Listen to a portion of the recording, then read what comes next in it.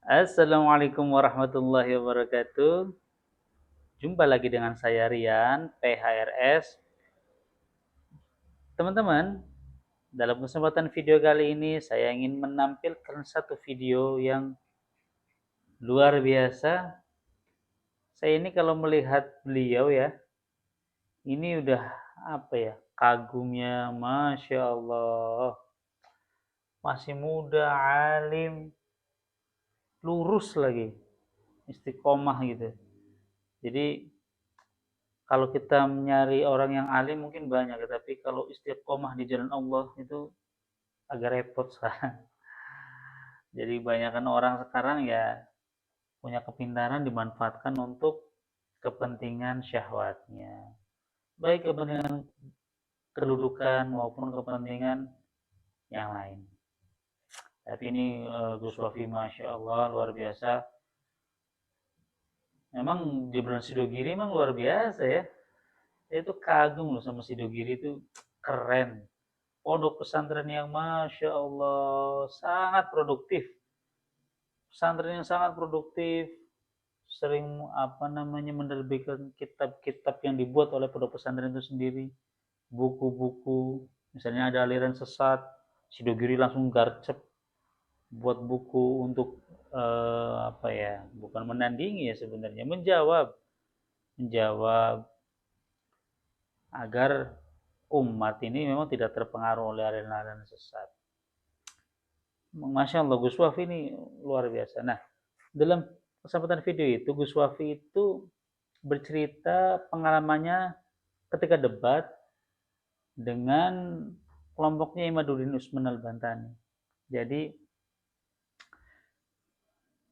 waktu itu memang debatnya di Banten, diadakan oleh Kesultanan Banten. Sayangnya Imaduddin Usman Al-Bantaninya kabur, dia gak berani datang.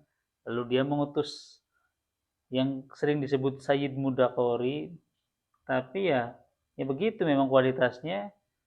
Belum selesai Sayyid Mudakori ini pamit kabur. Gitulah, jadi setiap perdebatan kayak gitu kata Gus Wafi. Ini kan luar biasa ya. Memang Gus Wafi ini kalau berhadapan sama orang ya orangnya banyak yang ciut, makanya pada kabur kan. Ditantang lagi debat Alfiyah, Masya Allah, Swafi. Nah, bagaimana video Gus Wafi? Kita lihat videonya yang satu ini. Makanya kemarin waktu debat di Banten itu teman-teman, waktu debat di Banten ada orang yang bernama Sayyid Tengku Mudakori kan ya, dari Aceh itu, yang ngak-ngakan itu gitu. Nah, padahal beliau itu beberapa kali debat. Nah, beberapa kali debat dan selalu kabur. Kalau debat mesti kabur itu. Al-Fakir pernah nantang debat Alfiyah. Ayo, kita debat Alfiyah. Kata alhamdu, siapa yang paling bisa menyebutkan banyak nazomnya? Alhamdu. Saya bisa 30 nazom. Alhamdu tok. 30 nazom. Alhamdu mubtadaun zaidun wa adhiru khobar in qulta zaidun adhiru mani tadar. Hukumnya rofa wa rofa'u mubtada ambil tidak kata karof wa khobarin bil mubtada. Termasuk isi ma'rifat wa ghairuhu ma'rifatun kahum wa dhi wa hindawabni wal gulami waladhi. Ada alnya ala harfu ta'rifin awila mufaqat fanamatun arotaqul fihi namar. Sampai 30 gitu. Akhirnya musuhnya dem selendem gitu. Karena tidak bisa gitu. Dikira mempelajari ilmu agama itu semudah itu, langsung dikit-dikit nasab Bani Alawi batal, dikit-dikit habaib palsu.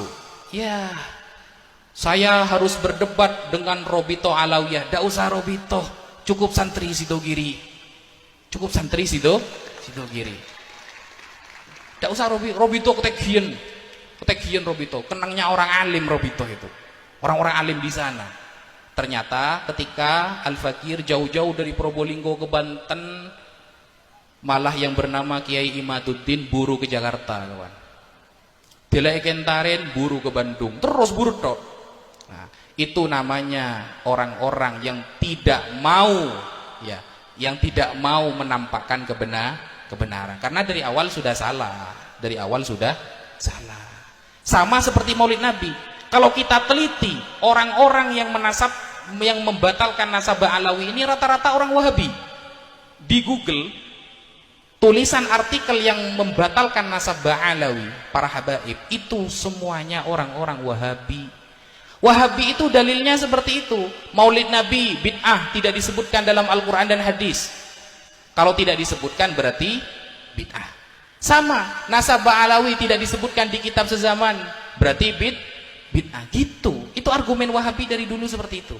Muntade tak oleh gitu. Kalau semuanya tade tak oleh, teman-teman ya. Kalau semuanya tade tak oleh, kita itu seharusnya kalau beribadah harus benar-benar ikut Rasulullah. Rasulullah itu kalau sholat, saya pengen tahu, santri Mau'izatul Amin, ada enggak yang pernah merasa bahwa sholatnya sudah persis seperti Rasulullah? Tidak ada, teman-teman.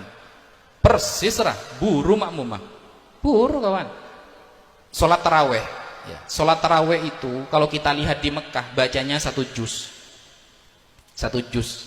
dan dibaca pelan-pelan. Kalau diterapkan di Probolinggo, rumah saya kawan ya, hari kedua lober, saya jamin lober, ada makmumah, sepi. Nah, karena semuanya ternyata tidak sama seperti Rasulullah, tidak sama seperti sahabat, maka minimal kita mengambil yang paling kecil dari beliau, nubzatun min af'alihim wa aqwalihim. Rasulullah kalau membaca Subhana Rabbiyal Azim 10 kali, kita bacanya 3 kali, kadang tak baca karena sunnah. Sunnah baik, tak usah baca lah ya. Bid gitu. Kalau ini perbedaan kita dengan sahabat. Kalau sahabat dulu itu tahu sunnah, mereka melakukan. Kalau kita tahu sunnah, sengkes yang ngelawaki. Ini jadi sunnah ria. Nah, itu perbedaan kita dengan para sahabat.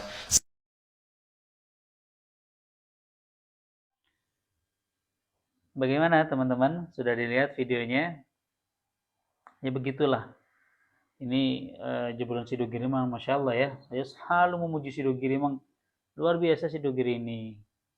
Jadi teman-teman barangkali punya saudara atau tetangga atau teman atau anak, saya referensikan pondok pesantren yang lurus, ahlu sunnah wal jamaah dan lurus, ya ini Sidogiri. Ini bukan endorse ya, saya aja nggak kenal sama pengurus-pengurusnya, jadi ini bukan endorse, tapi saya mengagumi Sidogiri sejak dahulu karena keistiqomahannya Masya Allah luar biasa. Sidogiri, Masya Allah. Nah itu aja teman-teman, semoga ini bisa mencerahkan teman-teman ya, meluruskan yang bengkok, lalu membangunkan yang masih tidur, dan menyadarkan yang belum sadar tentunya. Dan bagi teman-teman yang marah, nggak terima dan lain sebagainya, silakan komentar di kolom komen ya. Tapi tenang aja kok, nggak akan saya laporkan. Kalian bebas mengeluarkan unek-unek kalian, bebas. Tapi kalau bisa ya kalian sadar agar tidak terpengaruh oleh nyanyian-nyanyian setan. Bukan begitu Bang Haji? Bang Hajinya juga kesurupan gitu, insya Allah. Itu aja. Assalamualaikum warahmatullahi wabarakatuh.